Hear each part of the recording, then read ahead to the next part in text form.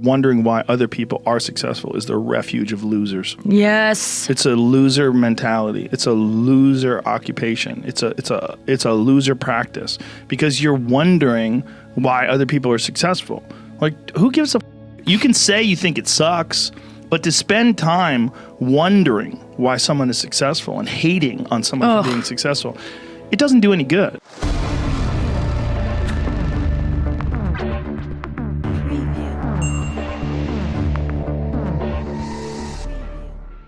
It's like, what is that old expression that jealousy is, it's a poison that does the opposite of its intended?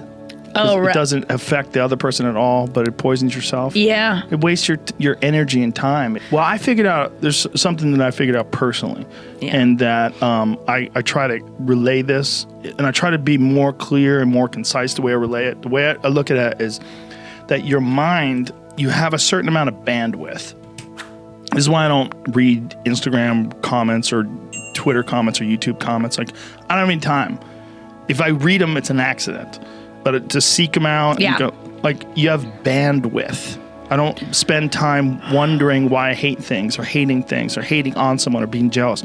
You have, let's call it units. You have 100 units of bandwidth in your mind. So that means there's 100 units that you can spend on things you care about, or you could let your mind be occupied by some stupid Twitter feud that you're in with some idiot that you don't even know, and you could spend 30% of your Twitter bandwidth or your mind bandwidth on this, and then you only have 70% for the things you love.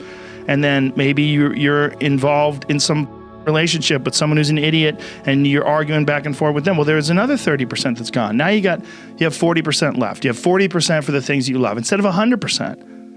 But if you only concentrate on the things you care about that mean something to you and learn how to do that, like you were talking about meditation, it's a form of meditation. Yep. Because you're learning how to avoid the little road bumps and the ditches on the side of the road. That can suck your bandwidth. Suck your bandwidth. You could give them just a little bit and go, okay, no. But or you could lean in. Like how you're saying when you stopped drinking, all of a sudden your career took off. You started doing well because you had more bandwidth and you had less problems. This problem that you had that was rotting you away no longer existed.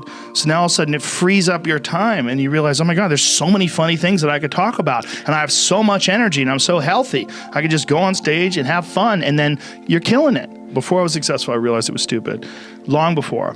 Because when I was like an amateur, I would see guys that were killing, and I'd be like, him, like, why is he doing good? Like, that guy sucks, and this guy sucks, and, you know, how come he got this and he got that?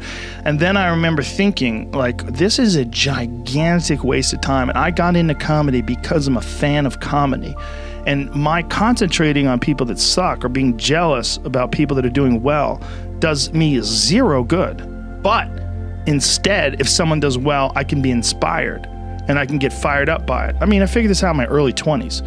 I was like, okay, this is I have a poor way of looking at it because it's a martial arts thing. Because in martial arts, like, you can't be jealous of someone else's ability. You have to realize you might have to fight them someday. So by realizing that they're really good, you're forced to be objective about it. And you have to go to work. Like, you have to go, that guy's better than me. I got to get better. And you have to go to work. There's no positive benefit in underestimating someone. Underestimating someone will get you killed, like, literally. You're going to get a shin smashed into your face. Like, you don't want to convincing yourself that the things that you're jealous of them for aren't really as good. Right. And it's powerful for everybody. It's powerful for them. It's powerful for you. Yes. It's like there's no negative aspect to it. It's like you should be thankful that there's women out there that make you feel uncomfortable. Yeah. Like, when I see someone just murder on stage, I want to go to work. I want to go write. I want to get home and write. Yeah. I want to go perform. I'm like, that guy just killed, or holy, she just crushed, or she's out there killing it. He's doing so good. It makes me want to work harder. And in that sense, as long as someone's not doing anything bad, as long as someone's not victimizing someone, what they're doing is they're showing you that it's possible to do better than you're doing. Yeah. And that's good. I really think we all collectively, as a species, need to emphasize and learn how to be nicer to each other. Nobody teaches you that. It's rare. They teach it to you in school, be nice. when you go to offices, there's certain standards of behavior that you're supposed to behave in, but there's not like an emphasis on kindness and just being friendly. And I think that doesn't diminish competition. Right. Like you could be friendly and kind to people that you're competing with as hard as you can. And that was also a thing that you find in jiu-jitsu. Guys who are just trying to kill each other all the time are like really close friends. Yeah. Really close. And, very competitive. Like, I'm getting you tonight. No, you're not. Right. Like that kind of, but friendly. Imagine working with somebody and they're sabotaging what you're trying to accomplish. Yeah. Go to the boss and talking behind your back about your project and what you're trying to achieve. That's one of the most soul-sucking things about jobs, the fakeness. Yeah. The office banter nonsense, fakeness.